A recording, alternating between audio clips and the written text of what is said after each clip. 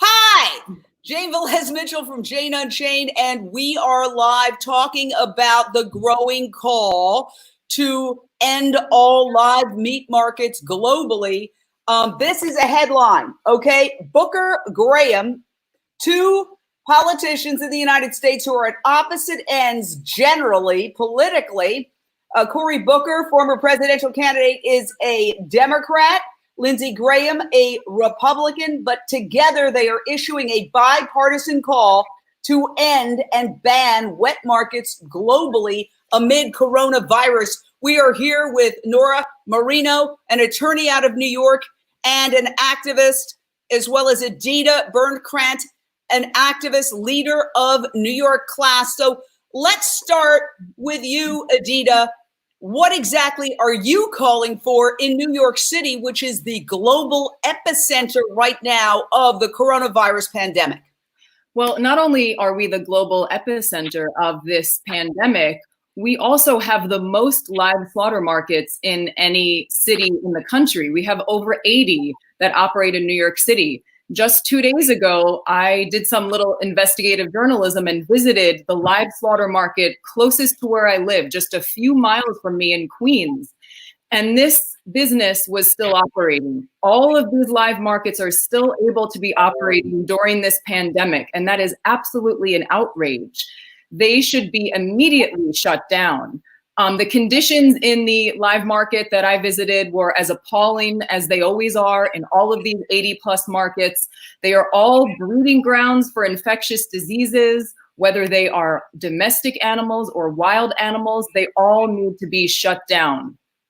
Well, let me ask you, Nora Marino, an attorney. I think it is promising that Cory Booker and Lindsey Graham, who don't agree on very much, are agreeing that since the pandemic started in a meat market in Wuhan, China, and SARS also started in a meat market in China, just in a different province, that this is the time to say, hey, we don't want future pandemics, so let's shut down the live animal markets. Now, when they're making that call, I think Cory Booker, who happens to be a vegan and very well aware of animal rights issues, is probably aware that there are live meat markets in New York City. He obviously is from New Jersey, but Lindsey Graham may not be. I know that there's a lot of calls like, you over there at China, you're the problem. But yeah, where do you see New York City and the 80 plus live meat markets in New York City being part of the problem, Nora? Well, that's a great question, Jane. And the issue, I mean, Dr. Fauci has been giving these press conferences almost daily, and he made a comment demanding that that the world puts pressure on China to shut down China's live markets. We have live markets right in our backyard, right here in the USA. So why are we singling out China to shut these down when everyone all over the globe needs to shut these down? And with respect to New York City, not only do we have 80 live markets that are functioning legally under the guise of law, but we have Kaporis, which is an animal slaughter that takes place on the streets every year, where it's estimated between 60,000 and perhaps as high as 300,000 chickens are slaughtered on the streets without any precautions, violating multiple laws. I started a lawsuit about this almost 5 years ago, took it to the highest court in the state, and the Court of Appeals, our highest court, deemed that the police can use discretion with respect to what health codes they enforce. It's absurd. We are in a global pandemic now. Nobody should have discretion. All health codes should be mandatorily enforced, whether it's a live market, a religious ritual, or anything else that involves the slaughter of live animals. Well, once again, we are talking about the breaking news, which is that Cory Booker and Lindsey Graham, again, two politicians on opposite sides of the political fence, have called on the World Health Organization to ban wet markets globally amid the coronavirus. Let me just read you the first sentence or two of this news report that I just printed out from a mainstream news media organization. Senators Cory Booker, Lindsey Graham, and more than 60 congressional lawmakers urged the World Health Organization on Thursday to ban and permanently close all wet markets globally amid the coronavirus pandemic. Booker, Democrat, New Jersey, was joined by Graham, Republican, South Carolina, in penning a letter to the Director General of the World Health Organization, and essentially said officials need to take aggressive action toward a global shutdown of live wildlife markets and a ban on the international trade of live wildlife that is not intended for conservation purposes. The final sentence I'll read is, this is Cory Booker speaking. Live wildlife markets, known as wet markets, were linked to the 2003 SARS outbreak and are believed to be the source of the current COVID-19. And then Lindsey Graham wrote, as this pandemic continues to threaten the lives of millions, pushes healthcare systems to the breaking point, and devastates economies around the world, it is imperative that we all take action as a global community to protect public health. So now this has gone mainstream. That is a positive note, because we've been talking here at Jane Unchained News Network, which is a 501c3 independent news operation. I've been in mainstream media for 38 years. One of the reasons I started this is that these conversations don't happen on mainstream media. Okay, they don't talk about the source, which I liken to covering a murder trial and never talking about the defendant. Now, I just want to pop up one photo that shows a live meat market. Those are chickens in New York City in a live meat market being wheeled around to be slaughtered. They literally put the chickens right in there in the shopping cart, the live chickens, and then they slaughter them. This is taken just a couple of days ago.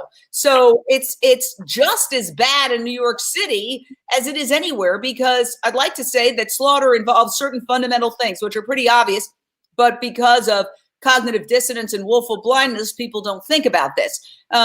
Slaughterhouses always involve feces, urine, blood, guts, eyeballs, bones, snouts, tails, feathers, all the things that have to be drawn and quartered for an animal to die. And that creates a cesspool, a petri dish of disease. And indeed, an epidemiologist called this entire COVID-19 pandemic nature's revenge. Not my phrase, the phrase of an epidemiologist who has been trying to warn about this for a long time, who was actually interviewed on NBC about this. So I feel that this is a breakthrough. When I woke up this morning and I saw this headline, I said, finally, because we've been talking about it for a long time. In fact, you, Edita, held a protest along with some other activists outside New York City Hall weeks ago saying close live animal markets, and no media covered it. Tell us about that. Well, I wasn't directly involved in that protest, but many of my fellow activists that I work with were. And yes, it was completely ignored by mainstream media. That it's not being taken seriously, this issue. But now the fact that, as you pointed out, a coalition of 60 members of Congress have come forward with the undeniable truth that these wet markets are a cause of pandemics. And other experts have said that the majority of infectious diseases are zoonotic. And zoonotic diseases happen for both wild animals and domestic. They are transmitted from animal to human, and it's not dependent on whether they are wild or not. So this is very, very promising news that Cory Booker and a coalition of many others are coming forward, making this an issue that cannot be ignored. And it is our job as animal rights activists to continue talking about the fact that it is not just a problem for wild animal markets. It's a problem for all animal markets, whether they are factory farmed or the smaller scale live slaughter market just a few miles away from where I live that's operating right this moment. It is a disgrace. And the conditions in these live slaughter markets in New York City are very similar to what happens in these other markets in other parts of the world that are getting demonized as creating these diseases. But we have the same conditions here. And as you pointed out, all of the same factors that are a perfect storm environment to create additional infectious diseases and additional pandemics. It's not a matter of when. It's not a matter of if this is going to happen, it's when. We know that more of these horrible diseases and pandemics will happen if we do not make major, major changes to what we eat and how we operate agriculture. It is more necessary than ever. Literally, the future of life on Earth depends on it. Well, it's so interesting. Nora Marino, Physicians Committee for Responsible Medicine, earlier this week on Tuesday, issued a news release asking the Surgeon General of the United States in a formal petition to shut down the live animal markets. And they didn't get that much press. Now, I will make an observation, having been in mainstream media for 38 years. It's interesting that this is being covered. I'm seeing it primarily on conservative publications. And it occurs to me that this is because conservative publications are trying to point the finger of blame. So they're trying to say, this is a problem that we didn't create, that it was created over there in China. And we got to shut down those live markets. And when they think globally, I don't think they really think, at least about the United States. They may not even be aware that there's 80 plus live markets, live animal markets, where animals are being slaughtered right now in New York City alone, the epicenter of the global epicenter of this virus. So what's interesting to me is any port in a storm. I don't know what their political motives of really hammering this home now are, but I see that it's getting more play in conservative media than it is in liberal media. And I have been sort of baffled at the coverage, which of course is very focused on important stuff. I mean, getting masks, getting ventilators, getting tests, helping medical professionals be able to help people. We're in a crisis situation due to mismanagement, but they're not either or. They could also talk about this. And, you know, I wonder why it is that a big swath of the mainstream media is not picking up on this. And ironically, in this case, it seems to be the more progressive liberal media. Yeah, it's ignoring the proverbial big elephant in the room. I mean, you can talk about how to address all these symptoms, but you have to address the cause. And I think it makes people uncomfortable because that question is so profound and will so directly affect people's lives going forward. It's not just an easy, immediate fix for the immediate problem in front of us. To fix this globally into the future, we have to address, as Edita said, what we eat and how we raise these animals, and if there is any safe way to breed and raise and confine and kill and slaughter these animals at all. And if the answer to those questions is no, there's no safe way to do it now. And yes, Mother Nature is responding to irresponsible behaviors of mankind. If the only way to fix that is to change your diet, people just seem to be uncomfortable with that. And there's no need to be uncomfortable with it. There's so many alternatives. I mean, that's not the purpose of this show today. I know you've discussed that at length. You have your lunch break live. I mean, there's no reason for this to be an uncomfortable subject anymore. And frankly, if it is an uncomfortable subject, people need to get over it. Because also, as Edita said, the future of this planet, in addition to climate change being a problem, now we have this new problem, pandemics. And one way or another, the way we breed, confine, kill, and eat these animals is going to come back to get us and probably kill us. It's coming back right now. It is coming back right now. And people who are not animal activists or in any way activists, literally, I am reading quotes from epidemiologists who sound like they're animal activists saying, if we don't change our relationship with the natural world, we will be doomed. And this is a zoonotic disease. Zoonotic diseases start with animals, they jump to humans, and they generally happen when animals are being abused and tortured in the food system, one way or another. So whether it's bats, whether it's pangolins, or domestic animals. Look at mad cow disease. Look at the swine flu, which was a big story until this pandemic happened. The herds, they're not really herds, they're mass-produced animals who are subjected to industrialized torture in giant warehouses. They were being decimated. The pigs in China, they were killing millions of them because they had swine flu. Then there's avian flu that crops up. Now, so these are not all these zoonotic diseases and these mad cow disease. Okay, mad cow disease. Cows are not wild animals. It's not just wild animals. Right now, the focus is on wild animals because this started in a live meat market that had wild animals, but also did have chickens, and it had dogs. They were killing just an obscene variety of animals. And so while it does in this case seem to lean toward wild animals. I think the message has to be broader, that we need to look at all animal slaughter with a new set of glasses, because for climate change, for human world hunger, for habitat destruction, for wildlife extinction, and for human health, this now is the big crisis of our times. Something that you two and I have been saying for decades to deaf ears. You know, they say first they laugh at you, then they get angry at you, and then they accept you.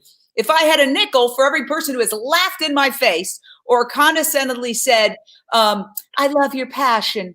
And then I even got a text from somebody I work with saying, boy, you were way ahead of your time. You were prescient in talking about the need for plant-based meats. Like, thank you so much. After, a decade after I basically talked myself till I was blue in the face, only to be disregarded and ridiculed. And so to me, I say it's like we're going into a burning building. We're trying to wake people up. Greta Thunberg, who is vegan for a reason, made this analogy, and your house is on fire. Wake up, your house is on fire. Your house is on fire. Please, I'm trying to help you get out of your burning building. And if they slap you in the face 20 times, finally you say, okay, I tried to help you. Good luck. Good luck. That's where we're at right now. If society does not wake up to the fact that our unnecessary consumption of animals is the biggest crisis of our time, and we are at a turning point in human history, then I don't know what's going to wake people up, Edita. And can you elaborate on that? Yeah, I think we are in the biggest crisis of my lifetime in terms of what is the future Earth and life on Earth going to be. And the truth is, as animal activists know, I've been an activist talking about these issues for nearly 20 years also. We already were in a crisis. Even if we removed the pandemic issue, we already were in an environmental crisis, a human health crisis, because of animal agriculture. So now when we add this onto it, the fact that we have these zoonotic diseases that are pretty much guaranteed to keep happening, the crisis could not be any larger. So if the one silver lining of this moment, this terrifying moment that we're in right now, would be to wake up a portion of the world that has been asleep at the wheel, that would be one silver lining. And we have to keep shouting this from the rooftops. So great that every day you're talking about this on Jane Unchained. Tell all our friends or family, this is the moment now. The world is paying attention. This is the moment to keep screaming this from the rooftop. And I know I will continue to do that. And I know you will, Jane. Well, we're doing the best we can. I mean, here's the irony of it. Look, in the news business, this would be like community theater. Yes, we reached 17.8 million viewers in 2018 here on Jane Unchained, but obviously it's a drop in the bucket compared to the global audiences that cable news channels are getting, especially now in this time of crisis when everybody's at home. However, as somebody wise once said to me, a drop in the bucket can be an important drop. If people listening to this actually listen and say, well, yeah, it's not on the major news networks, maybe there's a reason. Maybe it has something to do with the commercials, which are all pretty much meat, dairy, and pharmaceuticals, with an occasional insurance and car commercial thrown in for good measure. 3 industries that would collapse or have to radically change if we transitioned, and I should say when we transition to a plant-based culture: meat, dairy, pharmaceuticals. You know, there was already a transition underway when this COVID-19 hit us. You know, Denny's, Burger King, Carl's Jr., Taco Bell, Delta, they were all incorporating plant-based options. Even the major meat manufacturers had begun to put out plant-based meats because the people way up here know you don't have to know great mathematics to know we have a finite amount of resources. Most of the Earth's surface is not land. And of the land surface that's usable, approximately 1/3 is used for cattle grazing. And the other huge chunk is to grow crops to feed not humans, but farm animals: cows, pigs, chickens, turkeys, goats, and lambs. 70% or more of all soy produced goes into factory farm animals. So when you look at those stats and you realize factory farming is leading, and arguably there's a new white paper that says possibly the leading cause of climate change, greenhouse gas emissions, habitat destruction, which also accelerates climate change because the absence of trees means the absence of trees being able to absorb or sequester carbon. Wildlife extinction, when you remove the habitats, animals die and they go extinct. And we're in the midst of the 6th mass extinction right now. Not to mention human world hunger. Animals eat at least 40 times what they produce as food. We could eliminate human world hunger by eliminating the world's most inefficient food source, which is meat and dairy. And then you have the health issue. Right now, people are saying that the chances of getting COVID-19 are connected to your diet. Yeah. Can you talk about that? Yes, I think unfortunately we've already had a crisis of human health related to the consumption of animal products. And that's not just my opinion, that's the opinion of so many experts and doctors and health organizations. Eating animal products is a primary factor in many lifestyle diseases such as cancer, diabetes, heart disease. You go down the line. And unfortunately, I think what we're seeing is the people who are getting COVID-19 and more susceptible to serious complications or death are those with exactly those underlying conditions: diabetes, heart disease, cancer. So it's just piling all of this on top of it, creating an even bigger health crisis. And everything kind of goes back to animal agriculture and breeding and slaughtering these billions and billions and billions of animals. And I think it cannot be left unsaid that there is also a tremendous amount of suffering that goes into these industries.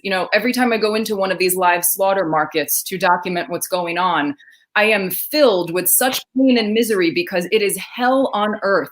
The constant screams, the misery, the pain, the slaughter, these places are hell on earth, and they are happening everywhere on a mass scale, just unbelievable levels of violence. And it's violence to the animals, to the earth, to all of us, to human health. It's violence across the board, and we have to change this. We have to wake people up. So maybe I should call this series Conversations That the Mainstream Media Should Be Having, but won't. Literally the second you bring animal suffering into a discussion, you're cut off. Right. I was in mainstream media for 30 years. And then after that, I would be invited on every so often to be a commentator on this, that, and the other cable show. And we were talking about healthcare. The second you talk about health, you're cut off. In other words, we want to talk about healthcare, the plans, and Obamacare versus this one. But if you try to talk about why are people so sick? Mm-hmm. Please, Jane, we know you're a vegan. We don't want to talk about that. That's not the issue. Well, why isn't it? Our healthcare is skyrocketing. I don't know about you, but I'm officially retired and I pay $900 a month for healthcare when I went to the doctor once last year for 20 minutes. And that was for a rash that had nothing to do with my diet or anything else. I mean, basically, I had a scratch. So, Americans could really lower their healthcare costs. We could have greater efficiency and productivity at work because people wouldn't be sick as often. We could have discretionary income. We could lower our taxes, all of these things. If we talked about why are people so sick? And, I'm with Kaiser. Kaiser does talk about, it's one of the healthcare plans that talks about the importance of fruits, vegetables, nuts, and grains, and encourages people to eat plant-based. That's one of the reasons I switched to them. I said, well, at least they're saying the right thing. So yet you can't have that discussion on mainstream media. You're basically considered a flake if you discuss that. You're, one of them. So what we have, some people would like to call veganism a cult. No, the cult of meat eating is alive and well here in the United States. And it's essentially an irrational cult because it's bad for health. Now it raises your chances of eating animals and their byproducts, raise the chances of you suffering severe consequences from coronavirus. This has been said specifically. This morning, I read an article where they're debating in the United Kingdom whether to tell people obesity is going to be a higher risk factor.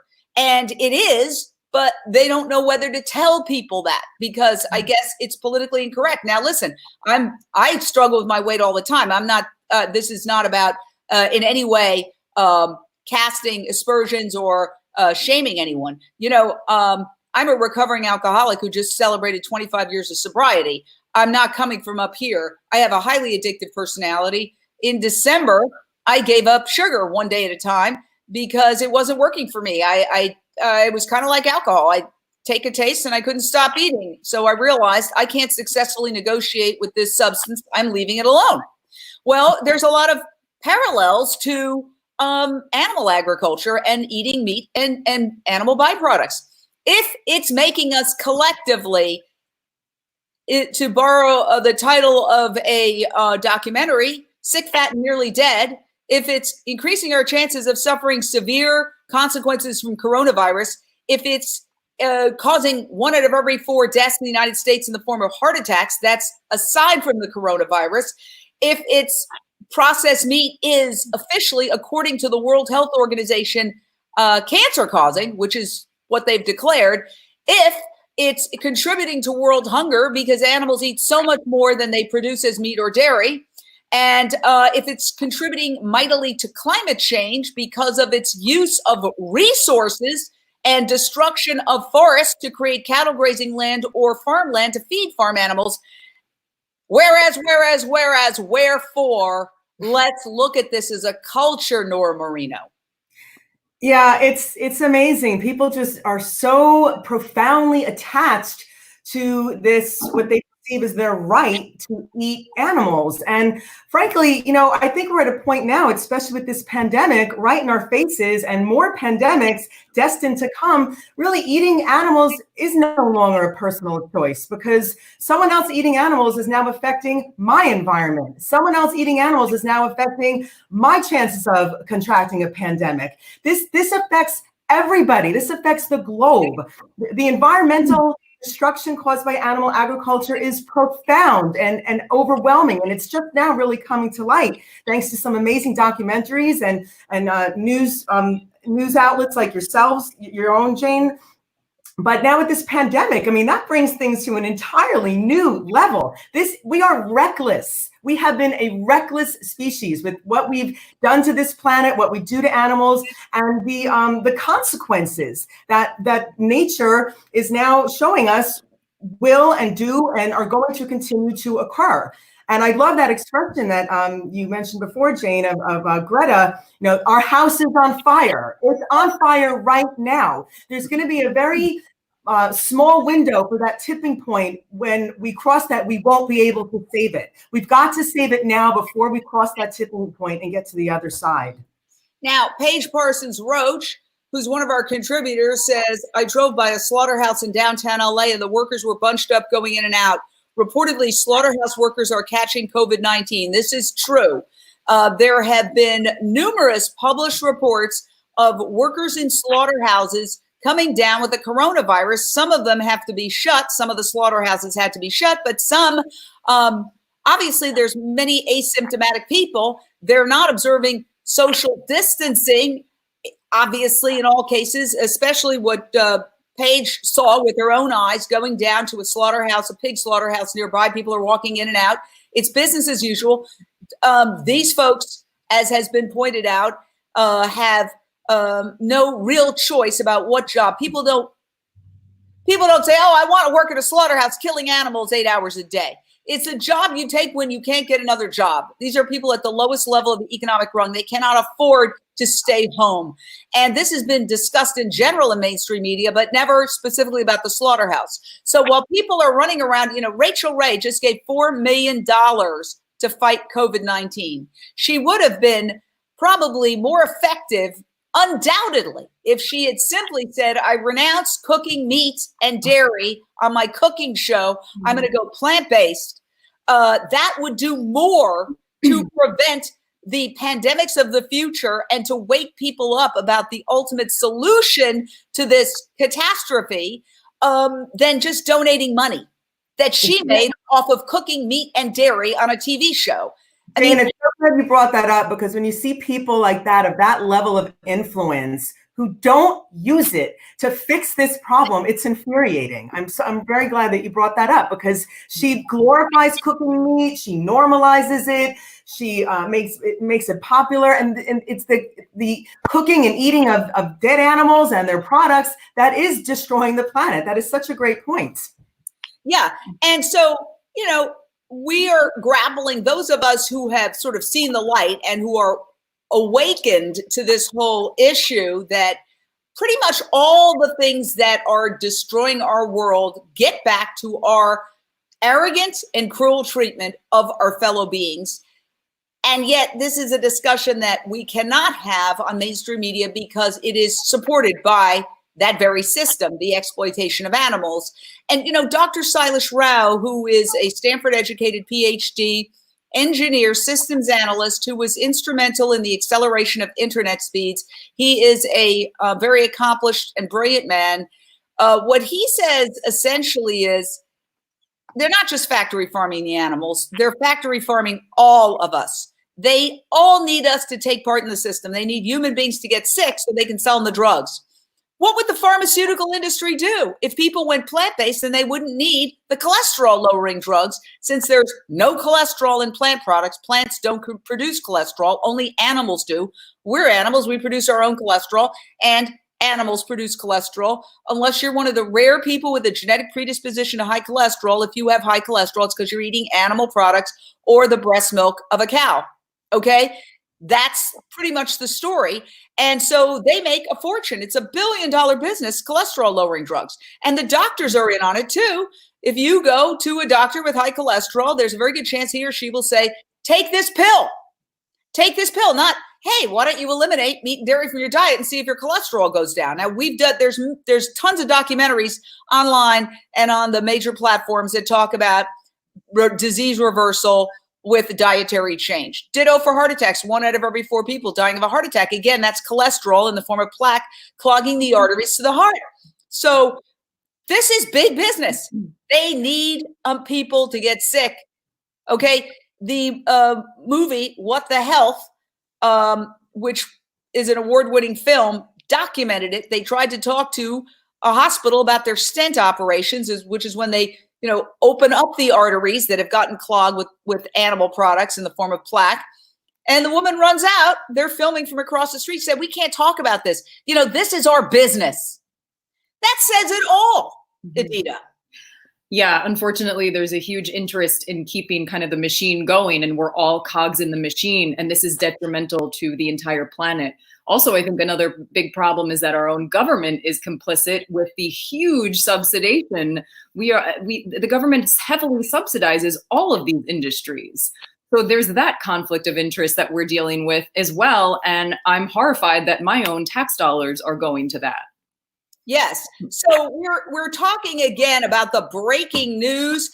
It came out this morning. We had already been scheduled to talk about getting rid of the live meat markets in New York City when I woke up to this headline. Booker, meaning Cory Booker, a Democrat from New Jersey, and Graham, meaning Lindsey Graham, Republican, South Carolina, joined together, which is not something you hear very often, penning a letter to the World Health Organization's Director General, basically saying, shut the meat markets down, okay? Take aggressive action toward a global shutdown of live wildlife markets and a ban on the international trade of live wildlife that is not intended for conservation purposes.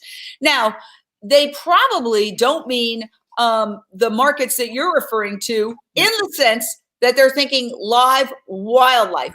However, right, having talked to people who have gone into those slaughterhouses, and I've gone into the live markets here covering protests and followed protesters in a live market in Northern California and live markets in New York City. And I saw a whole bunch of animals. And there are reports that they sell turtles, they sell frogs, they sell various kinds of rabbits and hares. And I saw other animals that I couldn't really identify, which means they're not domesticated. I know what a cow, a pig, a chicken, a turkey, a goat, and a lamb look like. Go ahead. Edita, I think you should take that one. Yeah, I think the live market I went into this week in Queens I saw pigeons, I mainly saw chickens, but I'm sure there were other species. I'm sure there were ducks and geese. I just couldn't get access to all of the cages. But yes, I think it's just problematic, regardless of the species, because zoonotic diseases don't just discriminate for wild or domestic. The conditions of the animals stuffed into these tiny cages, stacked on top of each other, all of the filth and fecal matter dropping down. I've seen the animals cannibalizing each other in these live slaughter markets. These conditions are a perfect storm for infectious disease that creates these pandemics. So all of these live markets, every single one of them that are operating right now in the heart of the pandemic in North America, right here in New York City, these all should not be operating right now, not just during a pandemic, but during everyday life. By the way, I want to say this is a photograph taken in a New York City wet market the other day. You see, it's a shopping cart and they've got chickens in there. And, this is a video. We have a video that's quite graphic of what they do. It's horrifying. Yeah. I didn't show it because I got to say, Nora, when you show the graphic video, what happens sometimes is people say, I can't watch it, so they don't listen to the information. Yeah. So what I was trying to do was actually show something very mild, that's pretty mild considering what happens, and to just give people a sense of what goes on. But this is nothing, absolutely nothing compared to what really happens in these live markets. Yeah, Jane, that's so true when people say, oh, I can't watch. Well, the truth is, your refusal to watch something doesn't mean it's not happening. And people need to get their heads out of the sand and face reality and face the truth. And I just want to point out what I've always thought is such an irony.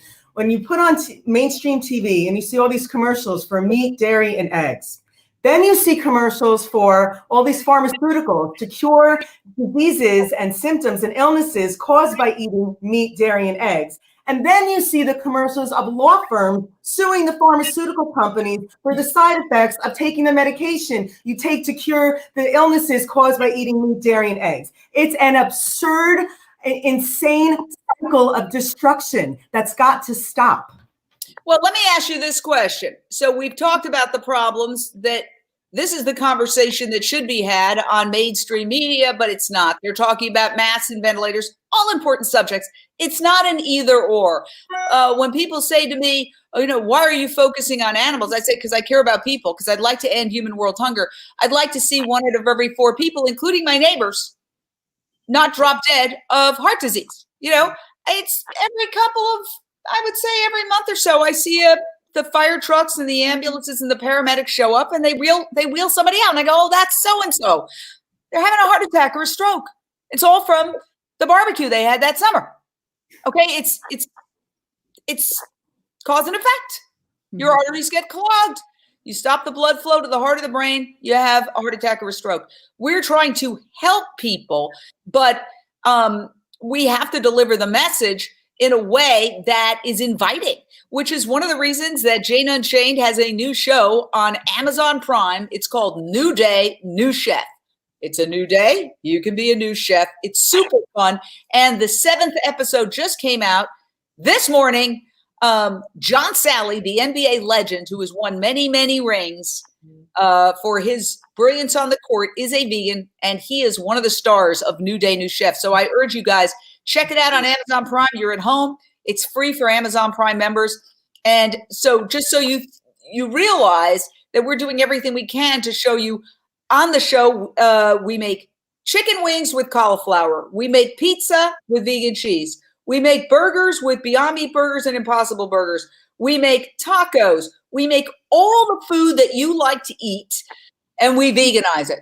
We're veganizing comfort food. So there's no downside, guilt-free eating, lowering calories, better for you, disease preventative, disease avoidance, and now COVID-19 avoidance, because they are saying that people who have heart disease and diabetes and who have obesity and who are older, that is a very dangerous combination in terms of exposure to coronavirus and how sick it can make you. So for for a response to this crisis, if nothing else. Let me just ask you about the specifics of your battle to close the live markets, Nora, in New York City. Are there legal remedies? We know Physicians Committee for Responsible Medicine called on the U.S. Surgeon General to shut down all live markets in the United States. We now have a bipartisan call from Congress to shut down live markets globally. What are we doing in terms of your organizations and your efforts? Well, I started, as I mentioned before, I had a lawsuit that I started in 2015 to shut down a religious ritual that involved the slaughter of, it was estimated at the time, 50,000 chickens on public streets. That estimate is now up to 300,000. We really don't even know. But I litigated this in court. We did not get a favorable ruling, but I actually am right now exploring a different path, another possible litigation to end that particular slaughter, but it would affect and be related to all animal slaughter, because whether it's on the streets or in a closed storefront, it's all the same. It's all disease-causing, pandemic-causing potential. So we're exploring legal remedies. As I said, I already went down one route, but there are others. I mean, organizations like PCRM are great. There are several petitions online, and I think it's amazing that we have this bipartisan support. I mean, when these two elected officials who probably never agree on anything, it's truly remarkable that at least they're seeing this. And I agree with you, Jane. I hope this does bring this to the forefront, and the mainstream media really starts covering this critical issue. It's not even very important. That doesn't do it justice. It's critical. This is a life or death issue at this point. Yes. And so, Edita, as we move forward, what can we do beyond what we're doing? Now, we are doubling down on social media in isolation. Jane Unchained News Network has actually increased the number of interviews we're doing. And I realize, I don't have to drive anywhere. We're still doing our daily vegan cooking show, Lunch Break Live, on the same Facebook page. People are doing it from their homes. We have one today. We do them every single day. We also have a vegan business show with Elizabeth Alfano. We've also got a vegan athletic show with Jane Elizabeth, a woman who lost 80 pounds on a vegan diet and just ran a marathon. And so we're pumping out a lot of content. What can people do if they want to help shut down these live animal markets? Well, I think all you're doing is very important, person to person. But I think my organization, NYCLASS, focuses a lot on legislation, passing legislation, taking political action. And that often is the most direct way to change or shut down abuse and create a new reality. And I think wherever you live, you can form coalitions to work towards finding elected officials who are open to the idea of proposing legislation that would shut down these live slaughter markets. I think that's really the only way on a mass scale that we're going to shut these places down. We need legislation prohibiting the operation of these places. And I think that only happens through people power. When we form coalitions and we are a political force, when politicians know that we care about these issues and we vote them in or out of office, that's when they pay attention. So we need to be a big political force. We need to gather together. We need to unify on this issue and go out there and make it happen. So anyone who wants advice on proposing legislation can contact me go to nyclass.org. This is what we work on many different issues, passing legislation. I think it's one of the most important ways, besides other forms of activism, on the ground activism. Often on the ground activism is what leads to political change, because people power is what forces politicians to often do the right thing. If they're not going to do the right thing on their own, they need to be pushed to do the right thing, because there are so many people demanding it. That's what we need to do. Demand these changes. Demand that these live slaughter markets are shut down. Demand that the factory farming is shut down. It's across the board, but it's up to us to gather together and be a unified force to make this happen. It's not going to happen on its own. It's up to us.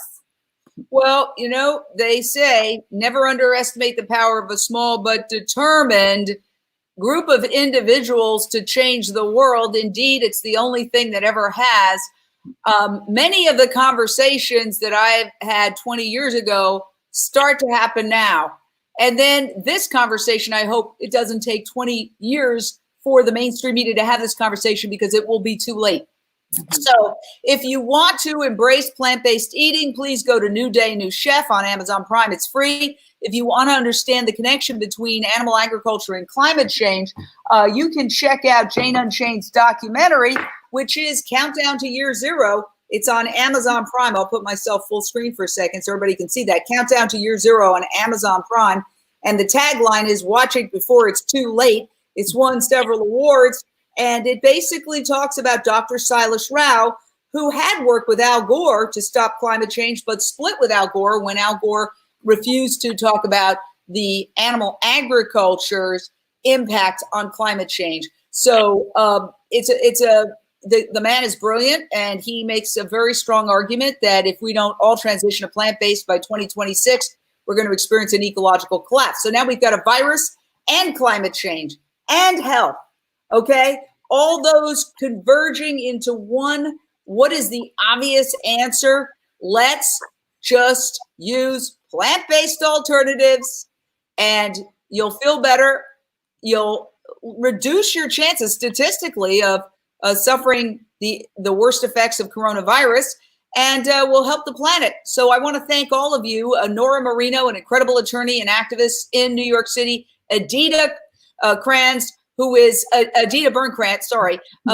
incredible activist in New York City as well, who went into the live animal markets to bring us video, which we will be showing in the coming days. And stay tuned to this Facebook page and JaneUnchained.com for more on this. Jane, I just want to throw in, because you said that places your viewers can go, and obviously everything that Jane Unchained is doing, everyone should follow, and her show, the Amazon series, everything. But Jane also mentioned What the Health. There is a wealth of information in that documentary. It's a fast-moving 90-minute documentary. It's entertaining and it's very informative. And also Cowspiracy talks about the environmental destruction of animal agriculture. Those are two great documentaries. Countdown to Zero and Lunch Break Live and Jane's new Amazon series. That's where people can learn. Yeah.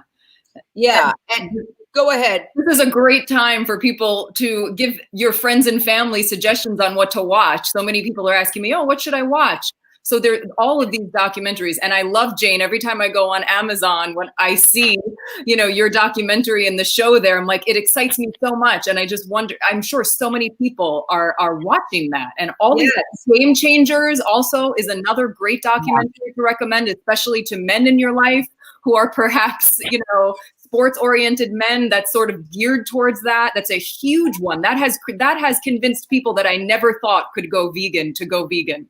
Like Arnold Schwarzenegger's in it. Yeah. No, absolutely. I mean, I agree. This is an opportunity to get educated. Yeah. The documentaries. Okay, so you got New Day, New Chef. You've got Countdown to Year Zero. You've got Cowspiracy. What the Hell? Game Changers. Mm-hmm. That's viewing for an entire week. Oh yeah. We're here at Jane Unchained turning this negative into a positive by being more active, putting out more content. You can use this as an opportunity to cocoon and get informed. Dr. Rao, who is the star of Countdown to Year Zero, says, this is nature telling us, you've been bad, go to your room. Think about it, come out. I have done self-reflection on consumption. Now when I open a box, I feel like I'm taking my life into my hands. Is the coronavirus on there? And I've got to wear this, and I got to spray this, and I got to leave it for 2 days. And it's like, it's not worth it. If it's not something I absolutely need, I don't want it anymore. That's a personal breakthrough for me. And so I also started looking at the packaging and really pondering that. And like, it's obscene. Mm-hmm. Okay. I ordered vitamins that came this many vitamins in a big bottle, then wrapped in plastic, then wrapped in paper, then put in a box, and then put in another box, and then put in a third box. I was like, this is insanity. Absolute insanity. So it's not that we're asking people to do anything that we're not doing ourselves. I am reviewing my life as I cocoon. I am trying to get really in touch with my values. If I want this planet to thrive, I am plant-based, okay? But I'm not eating any animal products. I'm not worrying them. I'm not buying things that are animal tested. However, I could also improve. I could improve by reducing my consumption. And I'm really making an effort to do that. So together, we see that the skies are brighter, the oceans are clearing, the animals are coming out. This can be a turning point in human history, a positive. Dr. Rao says we can emerge more evolved. Okay, we could emerge from this more evolved. And it just takes all of us thinking about, what am I really doing? Because every time we order food and we eat a meal, we are really voting.